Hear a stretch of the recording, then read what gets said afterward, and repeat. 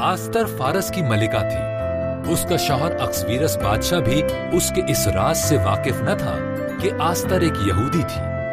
उसका एक चचाजाद भाई मर्दकी महल में काम करता और उसका ख्याल रखता था।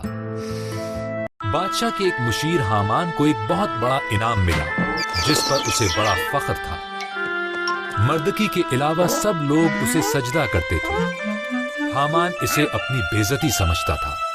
उसने कसम खाई कि वो मर्दकी और तमाम यहूदियों को मार डालेगा।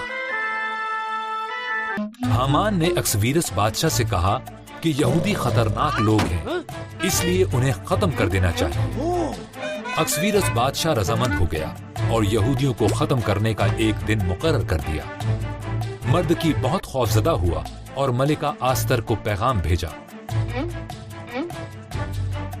मर्दकी ने कहा कि बादशाह का जहन तब्दील करो। आस्तर ने कहा, अगर मैं बगैर बुलाए बादशाह के पास जाऊंगी तो वो मुझे कत्ल करवा सकता है। मर्दकी ने कहा, शायद इसी दिन के लिए ही तुम्हें मलिका बनाया गया था।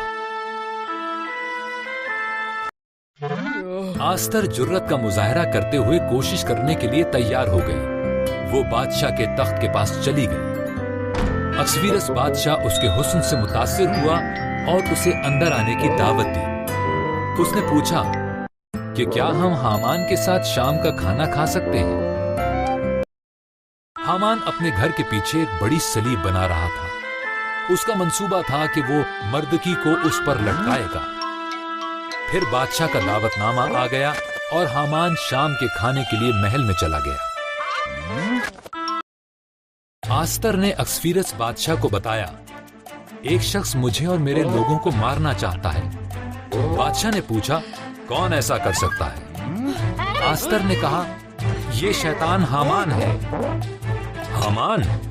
पहरेदारों, इस शख्स को खत्म कर दो। हामान को उसी सलीब पर लटकाया गया जो उसने मर्दकी के लिए बनवाई थी। आस्तर की वजह से यहूदी बच गए। तब उन्होंने एक बड़ी ईद मनाई, जिसे वो आज के दिन तक भी मनाते हैं।